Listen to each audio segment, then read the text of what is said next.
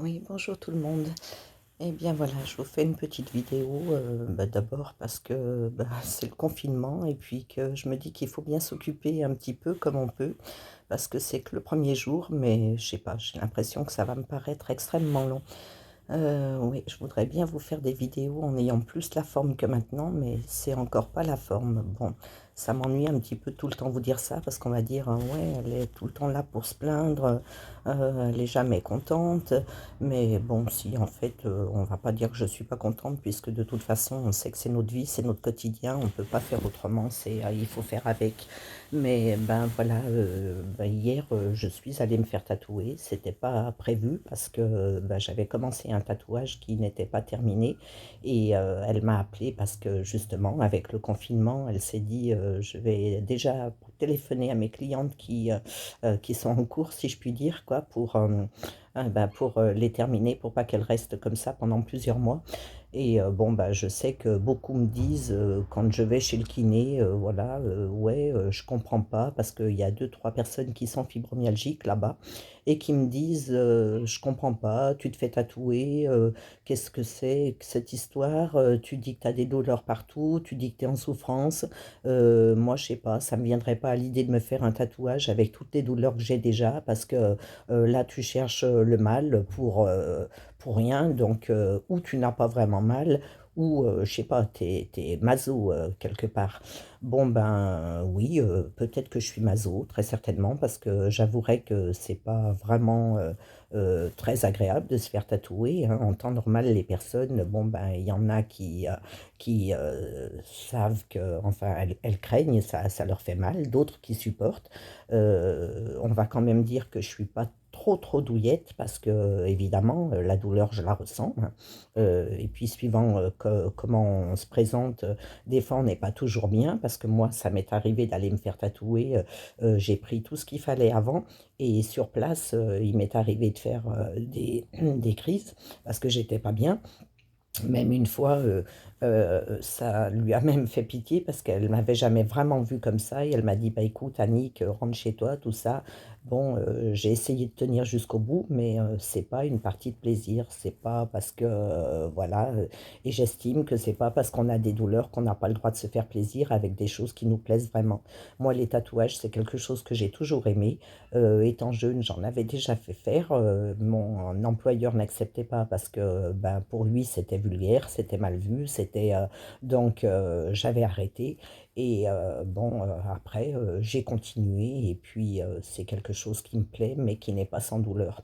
Donc hier, j'y suis allée, c'était pas vraiment la forme, j'ai pris ce qu'il fallait pour, des cachets évidemment, j'ai même pris une morphine sur place, mais voilà, et aujourd'hui, ça va pas. Bon, mais je vais pas mettre ça sur le compte du tatouage, ça n'a rien à voir.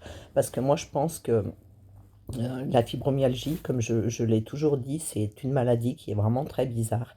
Et moi, j'ai pu remarquer que quand on avait des choses vraiment positives dans notre vie, quand on a des choses qui nous font vraiment plaisir, ça a tendance quand même à, je sais pas comment dire, mais c'est pas que ça nous donne, si quelque part, ça nous donne un petit peu la pêche, quoi. Ça, des fois, on pense qu'on est incapable de faire quelque chose, et je sais pas, une bonne nouvelle, quelque chose qui vous donne, je sais pas, ça vous donne un petit ressort, et ça vous permet de faire, ce qu'on n'aurait pas fait en temps normal, quoi. Et ça, le tatouage, voilà, c'était pas prévu. J'y suis allée, j'ai discuté, j'ai vu, des personnes que j'aime là-bas, avec qui j'ai discuté. Eh bien, la douleur, oui, elle était là, mais ça m'a fait du bien moralement.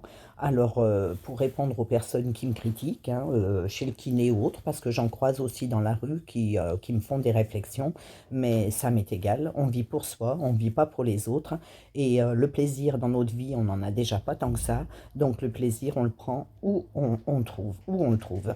Et pour moi, ce sont les tatouages. Bon, écoutez, de toute façon, je vais dire, j'ai tellement eu l'habitude de souffrir entre les accidents, entre la fibro, entre, toutes les conneries qu'on peut avoir dans la vie.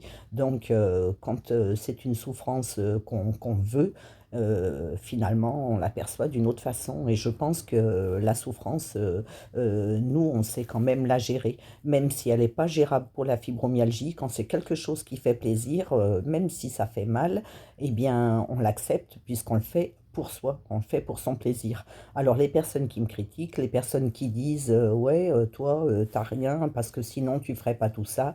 Bon ben écoutez, si c'est ce que vous le pensez, ça m'est égal. Je ne veux pas me battre pour savoir quel est le degré d'échelle de douleur de telle ou telle personne. Je m'en fous.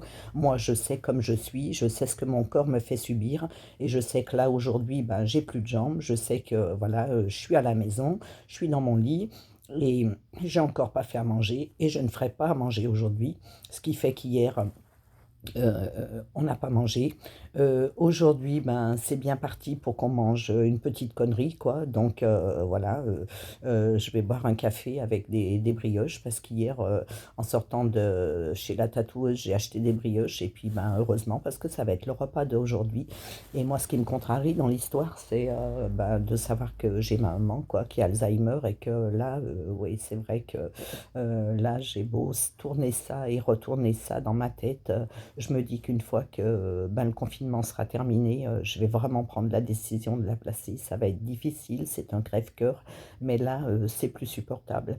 Ce que je vais vous dire, ça va peut-être énormément vous choquer, mais c'est pourtant la réalité, c'est la vie que nous avons entre elle et moi maintenant, parce que ben, sa maladie, évidemment, ça lui fait aussi percevoir les choses d'une autre façon, hein, parce qu'Alzheimer, ben, on perd la tête et quelque part, c'est une force, une, euh, une forme de folie, hein, parce que ma maman n'aurait jamais fait ça avant, quoi.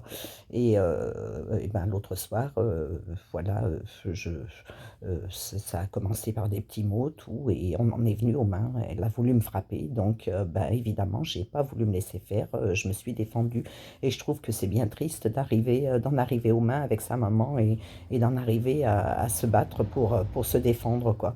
Et ça, c'est une chose, bon, c'est plus possible et je me dis qu'un jour, il arrivera peut-être un malheur et du coup, il vaut mieux pour elle et moi qu'elle ne soit plus là. Et ça, je pense aussi que quelque part, ça amplifie les douleurs parce que comme je le disais tout à l'heure, quand on a quelque chose d'agréable, eh ben, on arrive on arrive à surmonter, on arrive, même si c'est dur, quand on voit des amis, quand bah, des fois on peut pas, quand on peut pas du tout, on peut pas. Mais je veux dire, des fois, quand on se sent mal, comme moi hier, j'étais pas du tout prête à sortir, hein, j'étais tranquille à la maison, j'étais, bon, pas plus mal que ça, pas mieux que ça, mais comme j'avais rien de spécial à faire, je pensais vraiment pas sortir. Et quand ben, Dana, la tatoueuse, m'a envoyé un mot en disant Annick, si tu veux que je te prenne aujourd'hui, j'ai de la place. Du coup, j'ai sauté sous la douche, j'ai pris des cachets, j'étais pas super en forme, mais une fois que j'étais là-bas, j'étais mieux.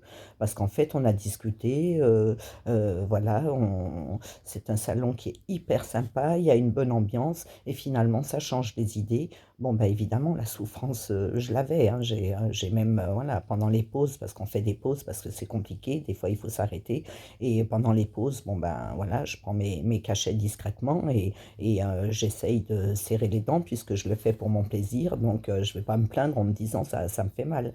Mais la douleur la plus importante, si c'était que les tatouages, et ben franchement, je me ferais vraiment tatouer tout le corps, même le visage, parce que c'est quand même quelque chose bon, de douloureux, mais par rapport à la fibromyalgie, de largement supportable.